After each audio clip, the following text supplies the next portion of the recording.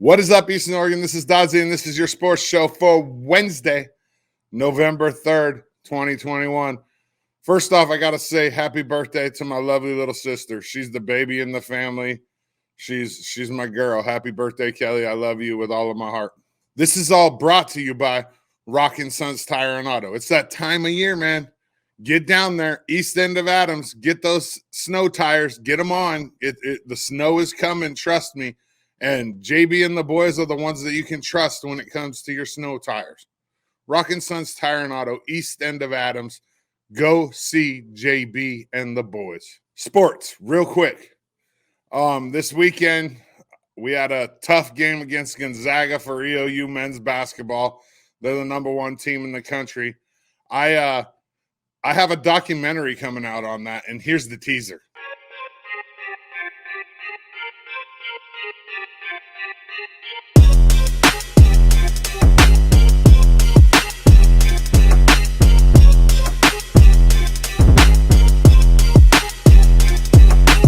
What is up, Eastern Oregon? This is Dodzy, and this is Eastern Oregon Live Sports. I had the unique opportunity, and what an opportunity it was, to travel with the EOU Men's Hoops team to play the number one team in the country, the Gonzaga Bulldogs. Big thank you to EOU Men's Hoops, EOU Athletics, Eastern Oregon University. Man, what an awesome opportunity and what a great trip. This is a once-in-a-lifetime opportunity for these guys, and I'm going to put together a documentary and put it out about this whole experience and this whole trip. Big thank you to all of my sponsors, and especially the sponsors that helped make this happen. Side A Brewing, B&K Recycling, Reed & Associates, Benchwarmers Pub and Grill. Man, without my sponsors, none of this stuff happens, and this documentary is all because of them. They jumped on for this special event, and I got to show a lot of appreciation to them. And then, like I said, once again, thank you to EOU Men's Hoops. Thank you to Eastern Oregon University Athletics. And thank you to Eastern Oregon University, because without their cooperation and us working together, this doesn't happen. I'd also like to thank Barry Henderson, Gonzaga, and the whole staff at Gonzaga. What an experience. They took really good care of us. They took really good care of our guys, and man, mount up. Yeah, I should have this documentary out in the next couple of days, so be on the lookout. Tomorrow on the morning show, Dana London from Buffalo Peak Golf Course is going to come on and talk about this recent award that they won out there at the golf course. It's really cool. So check that out tomorrow morning, 8 a.m. on AM Live on EOAlive with Dodzy and BC. It's going to be a great show. We streamed the LHS Girls Soccer game last night, the playoff game against Corbett. We won 1-0. Rosie Aguilera had the only goal at the 31-minute mark of the second half. Man, that was a great game. The school has asked us to take the video down until after the playoffs are over, which I understand completely. So there won't be access to that video until after the playoffs are over. If you're a parent and you're really looking for a copy, get a hold of me and I'll try to make it happen. EOU football dropped another heartbreaker at home against Carroll. Sage DeLong, National Defensive Player of the Week for the whole NAIA. He had 7 sacks. That's crazy. Men's soccer lost a heartbreaker. The women's soccer team up at EOU will be the number 5 seed in the CCC tournament, and they'll play on Tuesday. When I have more information about when that game will be, I'll let you know. The girls soccer team up at LHS, after their win, will play on Saturday, and when I have more information on that, I'll let you know as well. LHS Football, Friday, 6 p.m., right here, Community Stadium against Gladstone, state playoff game. We will stream it live right here on EOAlive TV, and we will also simulcast it to multiple different places. So it'll be on LeGrand High School Athletics and Activities Association's Facebook page. It'll be on our YouTube. It'll be on our website. It'll be on the school district's Facebook page. So there's a lot of places that you can tune in. So tune in Friday, 6 p.m., or just go up there and support the team. EOU Volleyball, senior night this last weekend. They split. They're going to end up probably the number 2 seed in the CCC, which means that the CCC tournament will most likely be in Salem at Corbett University. And, hey, we'll talk about it during this interview right here, like redemption time. My guest, she's one of the reasons why I got back into volleyball. She took over the EOU volleyball social media a couple years ago, and I saw it and I said, I got to get this girl on the show. She's the one and only Jet Taylor. Here it is. Jet, what's up? Hey, how's it going? Good. So we had you on the ball game show. This is your first time on my show. Let's just touch on this real fast. So your decision to not come back from your COVID year happened last week, Tuesday. So you spent most of the season not knowing that Saturday was going to be senior night, right? Yeah, it was a little bit, I knew a little bit earlier than that, but I did. Yeah, it was a hard decision. Yeah. Oh, I can't imagine. Yeah. What were the emotions like? For senior night or making that decision? Yeah, just both. Just like that week. Tell me about that week. Yeah, I mean, I feel like it's always like dreaded when like the end is near, and I feel like for every athlete, it's just like, how long can I prolong that and have it make sense? I try to go into senior night honestly, because sometimes, like, I'm gonna be honest, I hate senior night because it's just, I mean, in reality, it's just another game, but it's an emotional game, and it's, I mean, it's always hard when it's going to be your last time playing in Quinn Coliseum or your last time, it's all hard. And I feel like I hate senior night, especially this year, because that's just like it. It's like, oh, now it's my senior night, because it's always hard every year because every team is different every single year.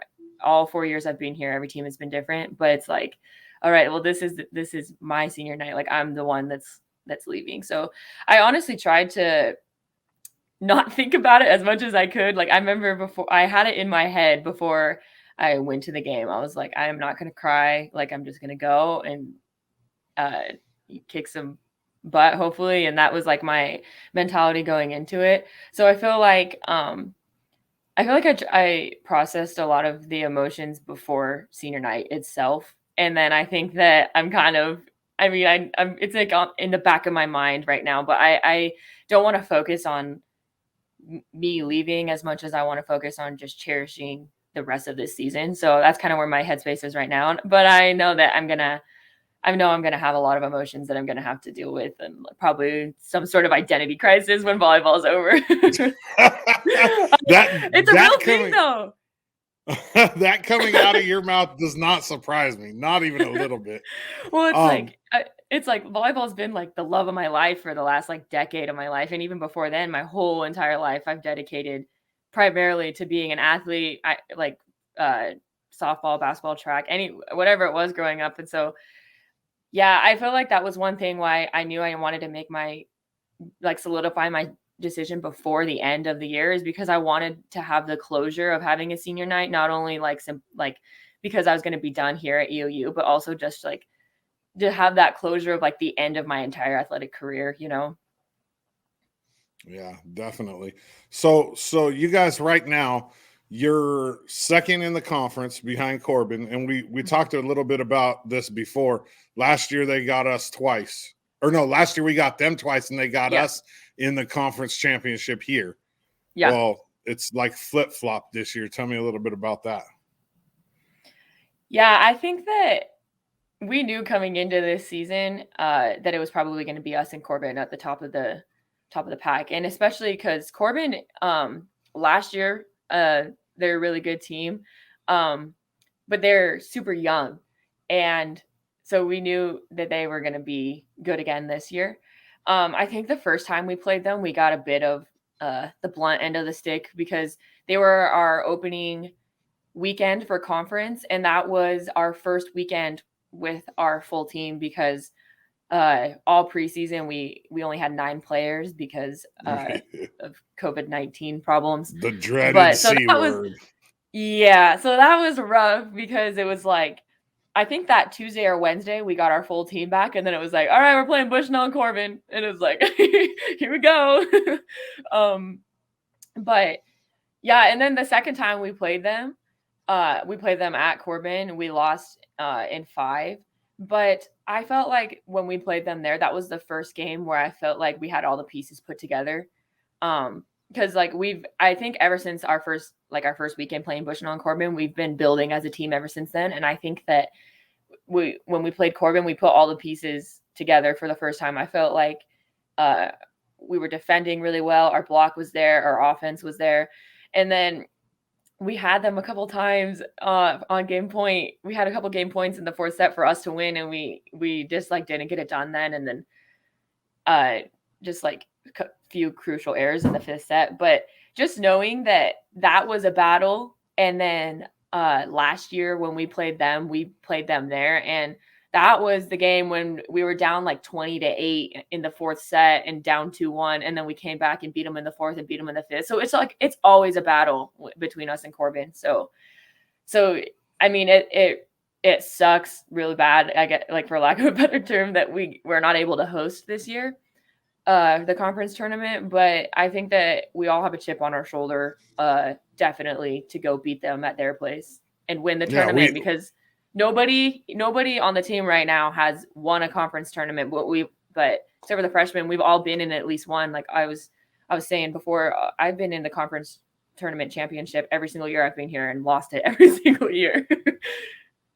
Oh, so we owe Corbin. I mean, we owe them. Yeah. I mean, the first 2 years it was Southern, but last year was Corbin. This year, I mean, we got to make it there, but Corbin does too. Yeah. So yeah. Absolutely.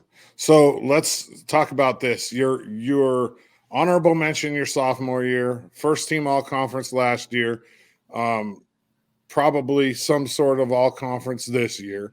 But the stuff that you do outside of that with the student athlete advisory, is that how you say it? Student athlete advisory? Like, yeah, student athlete advisory committee. You spend a lot of time with that, right? Like, I mean, that's extra stuff. Yeah. Yeah. Explain it a little bit. So my freshman year, so just like background, I'm on the student athlete advisory committee for Eastern Oregon University at the university level. And then I'm also the vice chair at the conference level. And then I sit in on at the national level, but at the national level, it's called ASA.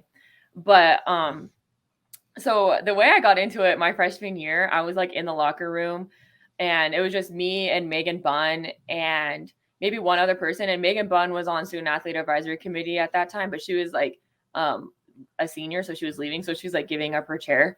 And so she was like, yeah, I need like a freshman to go do it. And I was the only freshman in the locker room at the time. And so I was like, oh yeah, I'll do it. But I didn't know that it was like, I thought it was just like, yeah, I have to go to a meeting tonight. I didn't know that it was like, I was going to be going to a meeting every other week type thing. But then I kind of got there and I was like, no, this is a cool opportunity. Like, I'll take it. And then Rob Cashel, the conference commissioner, he's awesome. He texts me and Kaki all the time about like our games and stuff like that. And he asked me to be on the conference committee, and then also asked me to like nominate myself to be vice chair. And so I think that a lot of the opportunities that I've gotten ever since I've been on the conference level has been because of Rob, because he's been awesome. He's like urged me into taking on different roles. And also, yeah, he's a good guy. I think that's one thing that a lot of people should know, that in the Cascade Conference, is that we have a really awesome commissioner. Well, he's our old athletic director. Yeah. Yeah, he's awesome. I have a personal relationship with him. He is a really. He hired good Kaki dude. Twice. yeah. Who, by the way, let's talk about Kaki. Like, Kaki's my favorite. She's a babe. She's like an awesome coach. She has great recruiting. She's just, I mean, there's just all these things. And then the coolest part about it is she brings in people just like her to play for her. Yeah, that I feel like that is one thing whenever we have recruits come on our visit, or when I was on my recruiting visit, is like, that is one thing, is like, obviously you want to recruit people who are talented and people who are athletic and like all this kind of stuff. But one thing that I was like dead set on when I was trying to choose a school that I wanted to come to is I came from a losing program in high school.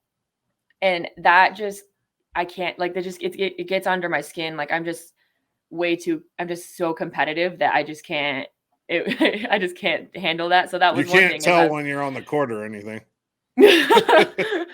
I was like, I want to go to a school that is a winning program, and I want to go to a competitive program. And I feel like that is literally the embodiment of Kaki's program. Is you can have all of the talent in the world, but she's not going to recruit you if you don't have that drive, or that like fire, that like underlying like willing to do anything to win type thing. And I think that that's a lot where a lot of our success is accredited to, is because every single one of my teammates has that fire. Every single one of my teammates has that like competitiveness, like to a different level almost. And like we have really high expectations of ourselves, and Kaki has them of us too. And we're like not okay with anything better than winning. Like even some games when we win, we come in the locker room and we're like, it doesn't even feel like we win for a second, because we're like, okay, well, like we needed to do this and this and this. And then we're like, but we did win. Right. One of the things that I like appreciate the most about Kaki is like she's no BS. Like she doesn't, there's no gray area, right? It's just black or white. And if there is any sort of question that you have, like, you can go definitely 100% go ask her, and she will tell you. Straight up, huh? Yeah. So yes. With this team this year, like let's talk about first the team goals, and then tell me your personal goals for this season. For the remainder of the season. I mean, the team goals are obvious. You can go ahead and say it though. I want to hear it. Yeah. So I feel like since my sophomore year, we've been like on every team wants to win a national championship, But I feel like my sophomore year, that was the first year that we were like, no, we want to make this our goal. Like, we don't want to just go to nationals, and make it out of pool play anymore. Like, we want to go to nationals and we want to win nationals, So yeah, that's our end goal. And our goal right now is I think that one thing though that we need to remember is, like, in order to win a national championship, you got to like get there, So right now, like, that is our goal, but it's kind of like the thing that's like on the forefront of our mind is we want to win the rest of our games this regular season, which is just this weekend. We play Evergreen and Northwest, and then win the conference tournament. Those are our team goals. Good. And then what about you personally? Well, me personally, I feel like the biggest thing is that I want to win as a team. And I want to be the best player that I can be to do that. And I like, don't get me wrong, like getting accolades is a good feeling and stuff like that. But at the end of the day, I feel like knowing that this is my senior season, I want to be the most effective player that I can be and the best player that I can be. And also just like cherish every single moment that I have with my teammates. And if accolades come with that, then accolades come with that. But right now, the most important thing to me is enjoying every single moment, because I feel like I don't want to put that pressure on myself, but I have high expectations of myself without that. But yeah, so I think the biggest thing for me right now is I just want to cherish every single moment with my team, be the most effective player that I can be. And, I just be on that. Yeah, that's the most important thing to me. I could care less about anything else, to be honest. Nice. But especially, you have your phone? Yeah. You got your phone? Grab it. Yeah. Okay. What's the last song you listened to? Oh, man. Let me pull up. The last song I listened to was Way Too Sexy by Drake with Future and Young Thug. Okay. So I think I've told you this before. Like when we were doing the Johnny Ball Game show, the way I found out about you was social media. Like I saw I don't know how I don't remember exactly I think it was the Instagram takeover for EOU volleyball. It was. You are 100% right. And I was like, dude, we got to get this girl on the show. Like, she's got a lot of tenacity, a lot of passion.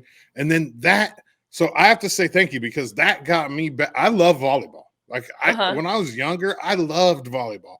And I kind of moved away from it because I coached football and I just didn't have time, like with raising kids. And that got me back into volleyball. And I have to thank you for that, because if that wouldn't have happened, I wouldn't have ever, found, I probably wouldn't even be covering you guys like I do. But because of your guys' like drive and just the way you guys support each other, holy crap. I mean, you guys are like each other's biggest fans. And to me, that's empowered, especially for a woman, like so powerful. And I have to tell you, thank you for that. And that I appreciate you for that. Well, thank you too. Well, man, I love watching you guys. You guys are exciting. Would you rather have everyone know or be able to read your thoughts, or would you rather they have access to your internet history? My internet history. 100%. Yeah. I have way too much going on in my head for people to. It would probably scare people. They'd be like, "Oh my gosh." Those bubbles that pop up above people's heads with all the like scratching in it, like when they're like confused or whatever. Is that what it would look like? Yeah, they'd be like, this girl, there's not a single thing she doesn't overthink. I'm stressed out. So I'm a big overthinker too. My internet search history though is like just school, and I've been watching like Squid Games. And sometimes I put on cat TV on YouTube for my cat. Really? You just leave it running for the cat? Nice. Yeah. Nice. Okay, so last question, and I'll let you get out of here. This is your senior year. Pretend I'm a senior in high school. I'm a girl, and recruit me to come play volleyball at EOU. Okay, so like you said, one thing that you notice about our team is that we're each other's biggest fans, and we're super competitive. We all have that fire, and I think that is what has made my experience so profoundly special, is that I'm on a team with 14 of my best friends, and I like genuinely mean that. There's not a single girl on my team that I don't love, and it's been that way. And we motivate the absolute crap out of each other. We work hard and we win. Like, who doesn't want to be a part of that? Right. 100%. Yeah. And also the community is amazing here. Like, even like opportunities like this, like I love this. I felt so much support being a Mountie, and it's like it was almost emotional last year when we were allowed to have fans, and people are coming, and like this year we're allowed, like there's not that there's more people out. It's just a great feeling. And that's one thing when I was looking for a school that I wanted to go to, is like I wanted to go somewhere and play where it mattered. I didn't want to just be a part of like I don't know, like a business exchange or something, or like you come play for us and you do this for us and this is what like you can do for us. It's like I feel like I was able to come here and like really play where it mattered. I just feel like valued in like the athletics department as a whole. I don't know. It's just it's a good experience. And I think LeGrand and Eastern Oregon is a special place. And especially the volleyball program. Yeah, I agree 100%. Eastern Oregon, she's EOU senior volleyball player, Jet Taylor. Jet, Eastern Oregon University volleyball, and this community owe a lot to you. I mean, you've given up 4 years of your life, the last 4 years of your life, to be a part of something really special, and we appreciate you. Well, it's been the time of my life. Thank you so much. Awesome, Jet. I appreciate you. I'm gonna miss you. You're one of my favorites, no doubt. EOU Men's Wrestling will wrestle today in Montana, I believe. Go to EOUsports.com for all the information and for the live stream. You can go right there, EOUsports.com, and figure it all out from there. And I mean, let's go. These guys are tough, man. Mount up. This is all brought to you by Rockin' Sons Tire and Auto. Man, what can I say? JB and the boys. They're a huge supporter of the show. They're a huge supporter of the community. So if you need anything done with your vehicle, they have certified automotive technicians on the east end of Adams. You can't miss it. It's the old Wendell's Corner. Go see JB and the boys rocking Sons Tire and Auto.